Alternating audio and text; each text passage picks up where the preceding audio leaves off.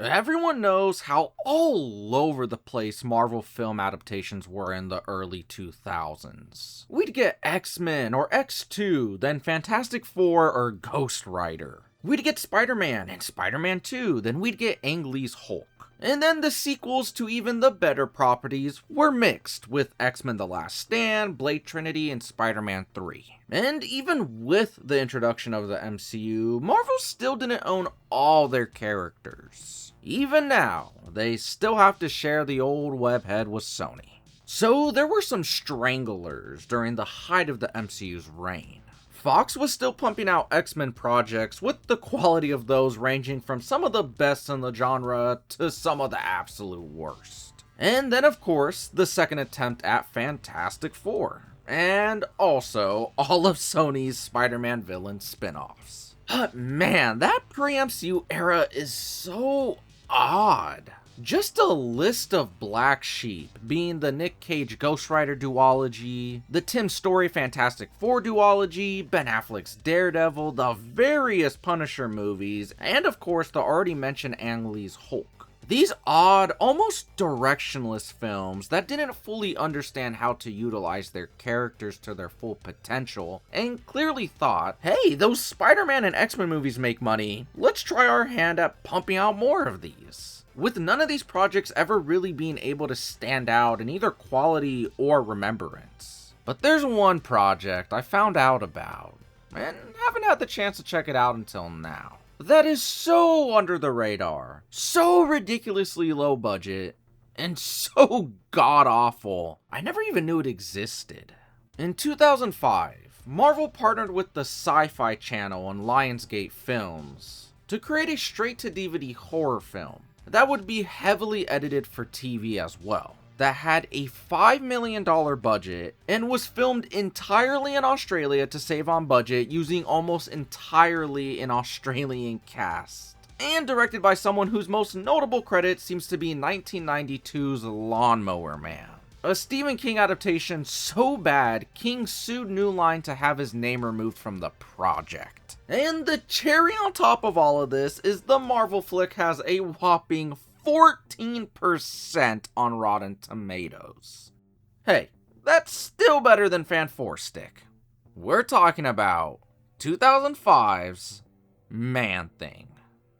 And man, if I was Kevin Feige, I'd pull a Stephen King and try to get my name removed from this thing. So first off, before we get into everything, just to let you know, this is supposed to be a straight up horror film. Alright, the movie opens up with shots of what is supposed to be Louisiana swamps, but it seems like they just filmed most of the swamp sequences on a soundstage, which is probably where most of their budget went to, because it sure as hell didn't go to a dialect coach. Who the hell are you? We then see the birth of Man-Thing as the voiceover describes an evil oil mining company taking over the swamps by the name of Schiss, which sounds too much like shits for me to take it seriously. Now in regards to Man-Thing himself, I'm gonna spoil something right off the bat. The movie never explains how Ted Sallis becomes the creature. In fact, we never even see Ted Sallis. I will say for the budget they got, the Man-Thing design is pretty decent. It's a mixture of a practical suit, animatronics, and CG. But after our epic Lord of the Rings style intro, the scene transitions us to what we really came here for. Teenage debauchery. I swear, this movie has every horror trope in the book. It's as if they had a checklist and were just going through the motions of marking each one off one by one. The only thing they didn't do was the damn cat jumping out of nowhere and startling someone. So what do we get in the first 5 minutes besides some atrocious southern accents? Come on, Billy. Boobies. And for some reason, this guy's reaction to that is this. Holy shit. Also, while I was writing the script and looking back at footage of the movie, I realized that line was dubbed in later for some reason. What's worse than the acting in the scene is the fact that they decided to get it on not only in a swamp, which smells like something died in a Redditor's ass, but on some wooden canoe that would 100% give their dumbass splinters. Watching this scene made me want to get a tetanus shot. The boyfriend, of course, dies by the hands of Man-Thing, and we get the girlfriend screaming while the overdramatic title card appears. After that, we are introduced to our badass main character, Kyle Williams, the new sheriff in the quiet town of Bywater, taking up the mantle after the disappearance of the town's prior sheriff. Now, Kyle is a no-nonsense city cop. What city, you might ask? Who fucking knows? The movie never tells you, and you get no backstory with him besides him taking the job because he thought it would be easy. But boy was he wrong, because when he meets his deputy Eric Fraser, he immediately is debriefed on the missing people cases of Bywater. And how it all started with a Native American named Ted Salas. Yeah, that's not even close to the comic origin of the character. Which leads me to a huge narrative point in the film, because basically the local native tribe, the Seminoles, sold their land to the oil tycoon Frederick Schitz, and they were led by Ted Salas, who then shortly goes missing after the sale, having the tribe believe he ran away with their money. And oh man, remember how I said this was all shot in Australia with Australian actors? Yeah. Well, the film has two native characters, this guy, Mr. Mike Ploog, and then this one, Peter Horn.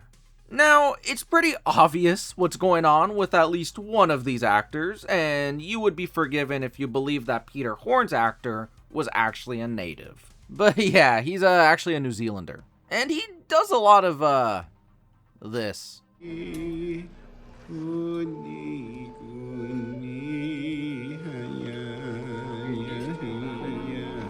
Yeah, I can guarantee you none of that is a real native tongue. The director probably told him mumble some random shit, and man, did that actor fucking commit. But we'll get back to Peter Horn in a second, because he has probably the most hilarious scene in the whole film. Because we're going to be introduced to our main villain, the already mentioned Frederick Schitz. Within 5 minutes of being sheriff, Kyle already has to put in the work for that paycheck. Him and his deputy are called to duty as protesters break into the Schitz oil refinery. Kyle breaks it up by doing this, and is then met with gratitude from Schitz himself. And there's no mystery if this guy is bad or not. I see the film wanted to try a different approach to storytelling. Some would say it's less sophisticated, but I would call it playing with audience expectations. If you make the bad guy so apparently bad in a murder mystery, the audience won't believe the villain is actually the villain. And when it is inevitably revealed that they actually are the villain, the divulging of information is more impactful because you were being truly misdirected the whole time. Truly genius.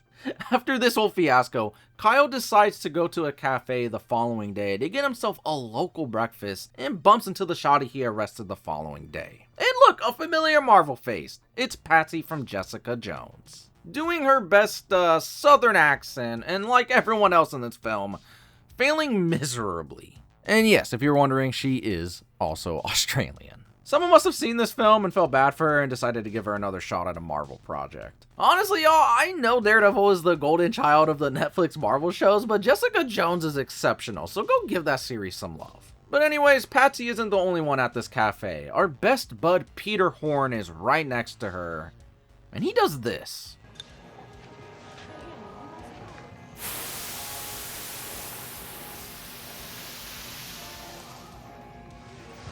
Kyle then gets bullied by some locals, and I really don't care to spend any time on them. And as promised, Peter Horn leads to the funniest scene in the whole movie.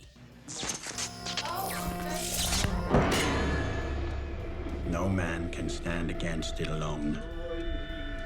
What? Something is out there, waiting.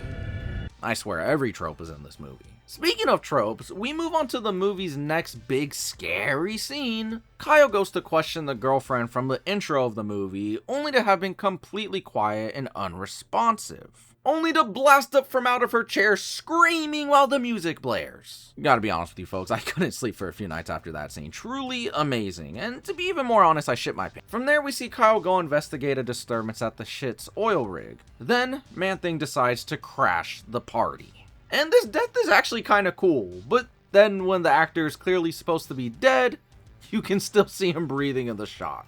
Anyways, Kyle leaves the area, and then the body of the prior sheriff falls from the sky, cloudy with a chance of meatball style. Like, there's genuinely no explanation on how that occurs, it just does. That leads us to the director's big scene, because he plays the coroner. And I'm not exactly an expert in biology or forensics, but isn't smoking in front of the corpse, I don't know, maybe liable to contaminating evidence the body might be able to provide? Anyways, we then get more of this shit. Kyle and his deputy are now on the hunt in the deep swamp to find a native man who's gone missing in order to gather evidence on what he knows about these killings, and to protect him from the locals who think he's the one killing everyone. This is the already mentioned Mike Ploog.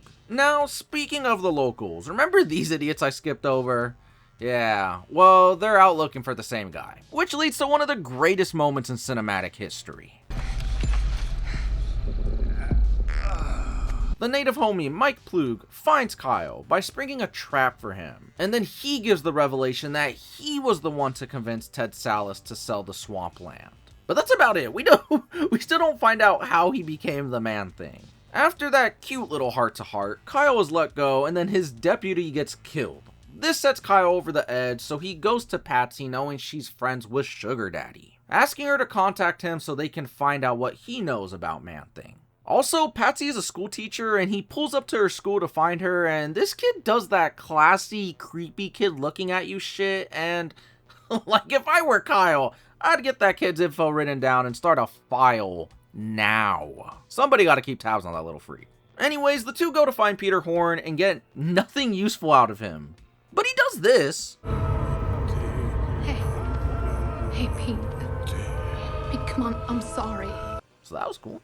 And then without any warning, these two start getting it on while discussing the murders. Look, I'm being genuinely honest. There was no romantic tension built up with them at all in the movie up to this point. Then bam, sexy time. It was so left field and random, especially given how the scene started. Kyle was all sad and guilt-ridden about his deputy and all the dead town folk. I guess there's nothing like a good swamp murder to get the juices flowing. But they're interrupted when Shits drives up to them. Kyle tells them that he knows he has something to do with all of this. Shits threatens them, Kyle and Patsy leave, and then this fucking happens.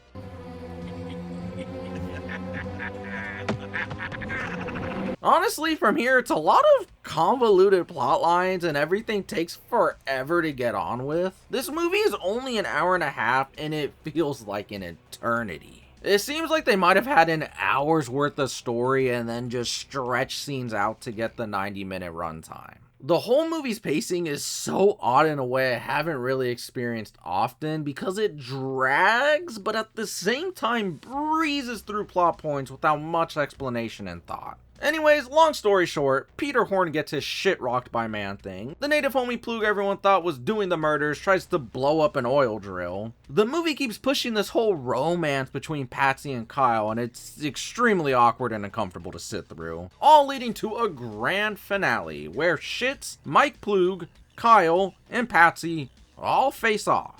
We find out Shits never actually paid for the land, but murdered Ted Sallis, making it look like he took the money and ran. Shits blows a hole through this guy, then gets booty popped by Man-Thing, and then the drill goes kaboom. Man-Thing then dies with literally no explanation, all in god-awful slow motion. Then the movie just fucking ends. I got total whiplash. Also, cue rock music. I gotta say, I damn near leapt out of my chair. My heart was pounding, tears flowed down my face, and I gained an extra bone. Truly, this was the cinematic experience of a lifetime. Yeah, this was such a weird time for Marvel, when they were licensing off everything to random studios to get their financial struggles situated with. But let me tell you, I'd give my left nut to see Stan Lee and Kevin Feige's reaction to the final cut of this movie. Whew. Anyways, thanks for allowing me to share the greatest fever dream I've ever had. I'm gonna go take a bath in NyQuil.